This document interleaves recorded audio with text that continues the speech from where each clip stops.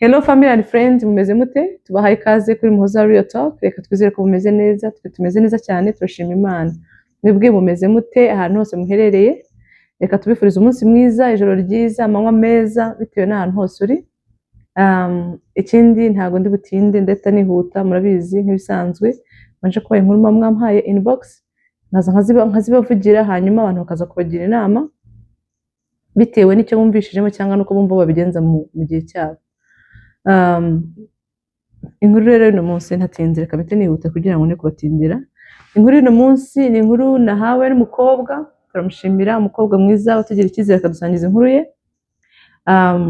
Aragira ati yakundanye n'umuhungu, barangije gukundana. Umuhungu yari ari muri Afrika, umukobwa yari ari mu bihugu byo hanze, ni mu diaspora nyine. So barangije bakomeza gukundana nyine, bamara igihe bakundanye, bigeze aho ngaho umuhungu aza kujya kwiga hanze nawe mu kindi gihugu, ariko bitari igihugu kimwe, donc ni no kundi mugabane. Umuhungu agiye kujya kwiga, agezeyo aza kugira isabukuru y'amavuko. Umukobwa aravuga ati ngomba kuzamukora surprise, nkazajya kumutungura, nkajya muri icyo gihugu, nkajya kumwifuriza isabukuru nziza. Ni umukobwa uri romantique, uzi icyo gukundana ari cyo. So yafashe indege ajya ahantu kure cyane, ajya gusura umuhungu, amutunga umuhungu atabizi. Agezeyo amuha impano, yaramujyaniza birthday, nawe urabyumva. Baba excited, barishima, barabonana, urumva, donc nyine bigenda neza nkuko umukobwa bishakaga. Barangije umukobwa aragaruka. Mu kugaruka rero yaje kurangiza kwiga, asubira mu Rwanda. Arangije kugera mu Rwanda, mu mutwe w'umuhungu sinzi uko byagenze, ariko sitangira kwimagina ko umukobwa agomba kumutunga, kuko mu gihe yavaga ku ishuri umukobwa aramufashije, amufatira ghetto, asetapinga nyine ibintu byose, urumva setup nyine y'umuntu wimutse avuye mu kindi gihugu agiye ahandi, aramufasha kuko yari azi ko arangije kwiga mu gihe runaka azabona akazi, nabona akazi nawe akore yitunge. Ariko siko byagenze, namwe murabizi, ntago mu gihugu cyari hakurya bita bikunda ko umuntu atabona akazi ako kanya, ntago biba byoroshye ni ko tubona akazi ako kanya bitewe naho umukobwa we aherereye. Yarategereje ntibyakunda ko ahita abona akazi, amara igihe atari gukora. Rero umuhungu asitangiye kubwira umukobwa ngo ugomba kumfasha ukanyishyura internet, ngo kugira ngo nzajya mbona network, ngo uranangwa kenshi ngo njye hano ndi nta network nziza ihari, bwacyati. Ariko ubundi iyo wicaye utazi uko mbayeho, utazi uko ndya, utazi ubuzima mbayeho, wumva bimeze biti, kandi nitwa ndagufite. Umuhungu akirirwa blaming umukobwa ko atamufasha, akavuga ati nta umfasha iki, urumva.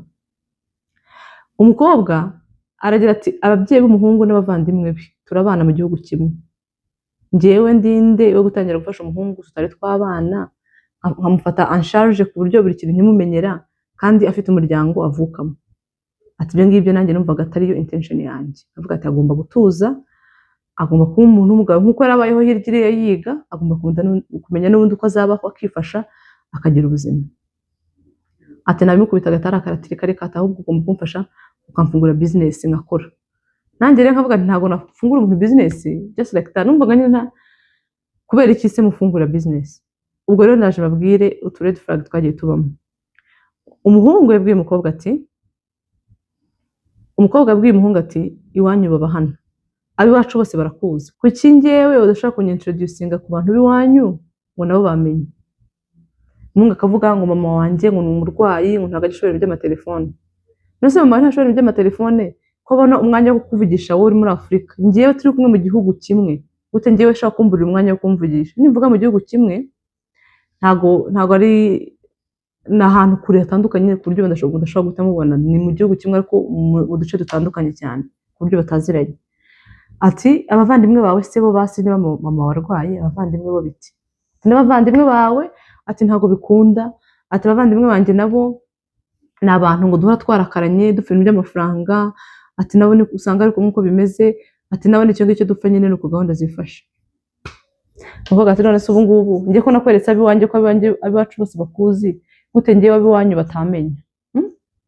Aho ngaho bumvishe ko deja arimo ikibazo. Umukobwa atashyiramo akantu k'akabazo. Umukobwa aje kugira aho ngaho, ajya kumusura, asubirayo. None njya kumusura ari hehe? Ari mu Rwanda. Reka njyewe ngerageze ndebe ikintu kiri kwica ibintu ni igiki.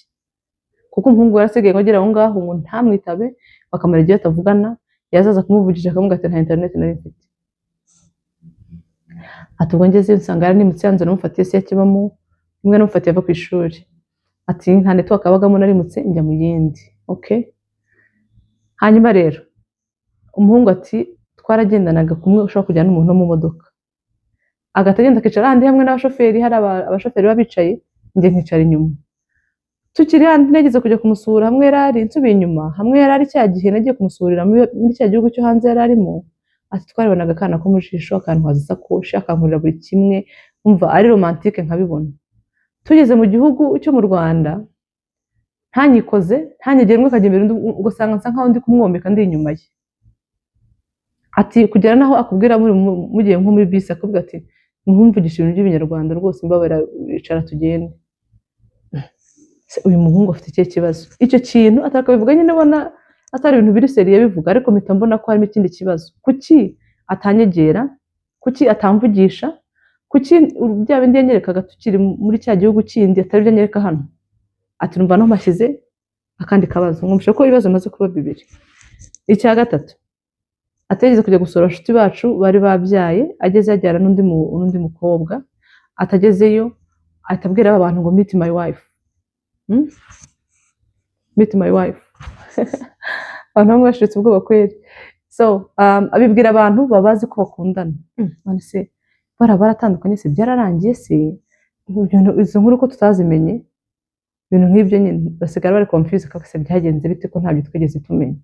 Anyways, umuhungu aravuga ati meet my wife, amupresentinga nk'umu wife wenyine mu bantu.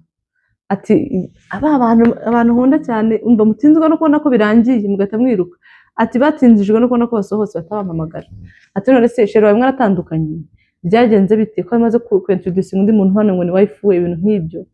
Naho urabyumva ukuntu nasemererwa. Ati ndihangana ndamurindira ndangije ndamuhamagara. Imeze bite se? Ni sawa, wiriwe neza? Yego. Mwagiye gusura umuntu se? Ati mwasanze bimeze bite se? Ati byari sawa. Hanyuma se wamwintroducinze gute? Ati nk'ibisanzwe. Ibintu bisanzwe. Bitankeraho ikibazo. Cya gatatu, hanyuma rero uyu muhungu yakomeje kujya anyereka ko ankunze ku magambo, kuri message, ariko mu bikorwa igihe nagiye ntabyo nabonye. Igihe twari mu gihugu kitari cyacu yanyeretse urukundo ndabibona. Ati tugeze mu Rwanda urwo rukundo rwe ntarwo nabonye. Bita ntangiye kwibaza ko ashobora kuba hari ikindi kintu kiri behind. Hanyuma ntashaka kunyintroducinga ku muryango we.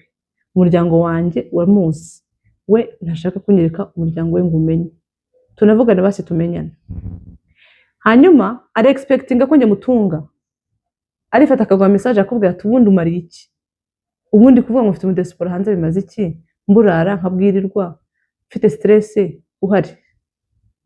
Ati rero hashize igihe kinini tunavugana pe, kinini ndi kumva mbivamo numva ngenda mbivamo numva narabivuyemo. Atari ku kibazo kiri yaranyandikira arambwira ati mba nkubwira ibintu nge ntago by'inkundo ntago nabigumamo. Umuntu atari financial stable ntago ajya mu rukundo. Ese nibyo?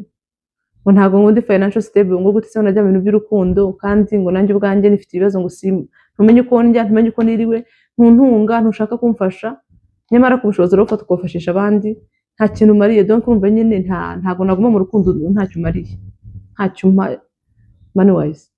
Ati ntago ndi stable. Umuntu uvuga gutyo unsaba amafaranga ushaka ko njya mu buzima bwo kumufasha nkomenyera buri kimwe, umuntu wize ishuri arirangiza, umuntu w'umusore nta kindi kintu afite arwana nacyo, afite mama we hanze n'abavandimwe be hano turabana. Ati none mungire inama, ubu koko aho bigeze uyu muntu nkomeze insisting, harimo ikintu nakomezamo kugira ngo ndebe ko ari ukuntu byazahinduka kundi, nkomeze kiremo akabaraga. Ati ko njye numva nshaka kubivamo, numva byarangiye, numva nabivamo. Atari kwenda hari bwo mushaka mubyumva ukundi gutandukanye. Mwebwe se murumva ibyo bintu nabigumamo, nakomeza hari icyizere kimwe nkomeze nenyegeze.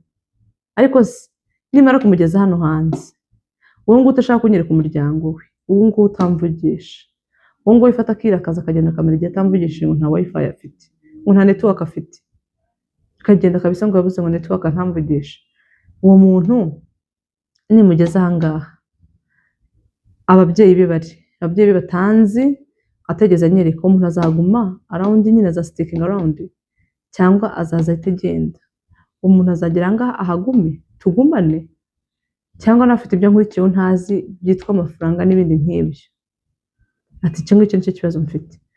Urumva izo key points zose mbahaye, ntushaka kumwerekana ku babyeyi bawe, mama ni umurwayi ariko mu mwanya wo kumuvugisha, abavandimwe banjye ngo twirirwa twashukanye dupfa amafaranga kubera ko ngo dufitanye ibibazo byinshi. Donc abavandimwe banjye twirirwa twashwanye ngo hari ibibazo byinshi butandukanye. Hanyuma ujya kwintroducinga umuntu ku bashuti bacu, ati meet my wife, undi muntu utandukanye. Hanyuma nta na rimwe iminsi yose twamaranye atitabaga telefone ndi kumva, n'igihe cyose nabaga mpari ajya kwitaba telefone agasohoka akanyonyomba akajya hanze, akavuga yarangiza kuvuga nkabona aragarutse.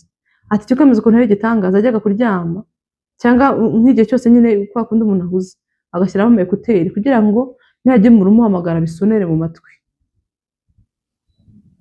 Ati mu gihe cyose twabanye ibyo bintu nabibonye.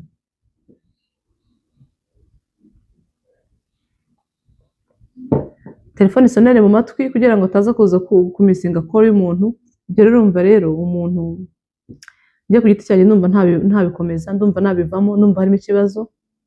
Ariko abantu mushaka kuba mwumva ibintu bitandukanye, cyangwa undi muntu ufite case nk'iyo ngiyo, cyangwa ufite ukundi kuntu wewe bihandorinze. Niba mba ufite ikintu wambwira cyangwa inama wangira, waza kuza gushyira comment hano muri kino kiganiro, hanyuma araza kubibona nyir'ubwite n'inkuru, narangiza kubibona ndabisoma, biramufasha kandi ntibifasha wenyine, birafasha n'abandi bantu bari buze kureba kino kiganiro.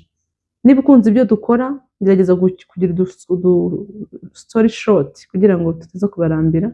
Ariko niba ibyo dukora bikunze, kumva nawe ufite inkuru wadusangiza, abantu bakakugira inama utinvolvinze kuri kamera, watwandikira ukora inkuru yawe tukayitambutsa. Murakoze, mugire amahoro, turabakunda cyane, umunsi mwiza, bye.